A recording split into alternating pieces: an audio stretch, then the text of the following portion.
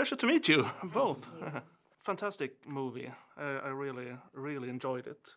Much classic Hollywood kind of stuff. The central conflict between your character and Sonny. I was wondering if that translated to the acting. Since Brad Pitt is a seasoned actor, you are younger and more in the beginning of a career. Was that something you could use or? Definitely no. Brad, I mean, first of all, process-wise as an actor, he's so sweet.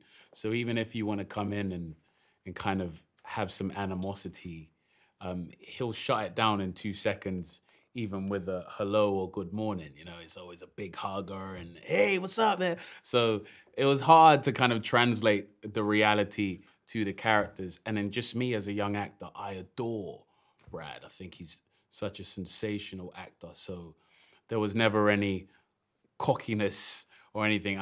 When the cameras weren't rolling, I was a sponge and I was trying to take in as much wisdom as possible from him. Both that relationship on the screen and the more romantic relationship, I felt they were both very well balanced. It wasn't this kind of movie.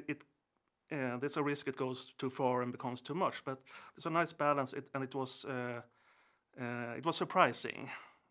It wasn't what I expected. So how was that done? Was that always a part of the screenplay, or was that a part of the process creating the characters? Or how was it working with? It was in the screenplay, yeah, initially, and I guess I sort of played with various degrees of like how much Kate and Sonny click from the beginning, and that was up to Joe then in the edit to decide on how quickly and not give it away too soon that they're, you know, fall for each other or whatever. More that they're quite similar people and that they're kind of married to their jobs, and that he's sharper than he lets on. She's kind of similar. She gets the little games that he's playing before everybody else does. So, yeah, that's my answer. The research for your roles, I mean, you as a driver, but did you also have, as a behind the scenes, get into that part of the... Yes. And we were sent to Barcelona, to the Grand Prix in Barcelona for the very first time to just observe everybody.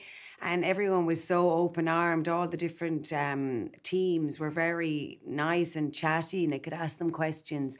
And I was introduced to a female strategist, Bernie Collins, who was from Ireland, who I was then able to ask her a lot about where she went to school and then where she went to college, and try and figure out a little similar backstory to my own to kind of keep it close to myself. And then just kind of broke it down scene by scene, because it was just a lot to take in. Otherwise, it was just quite a lot to take in terms of like building an F1 car. So, you know, there's only so much I can absorb. Yeah, how was it meeting? I guess you met with some real Formula One stars, racing stars. Yeah. In the beginning, so in the beginning of kind of the process of making the film, I followed Brad, Jerry, and Joe. We went to an actual driver briefing, so we were in the room with every single driver, and it was the first time that I got to see them all together and see their little relationships. Throughout the world of Formula One, they trade seats so much. So you're friends with this guy, but then he becomes someone that you got to race against. Your biggest competition is the person who's on the team with you. And some of the guys, they've been racing and competing since they were kids. So seeing all of those dynamics and just how they really operate just on a chemistry level, I always thought outside looking in that Max Verstappen didn't have any friends. That's how he's kind of portrayed in the media. But from being in the world of Formula One, they all love each other. They all get along. Max is like cool with everyone. Yeah. So that was something that was really surprising to me, and it was brilliant to be able to have that knowledge when making the film.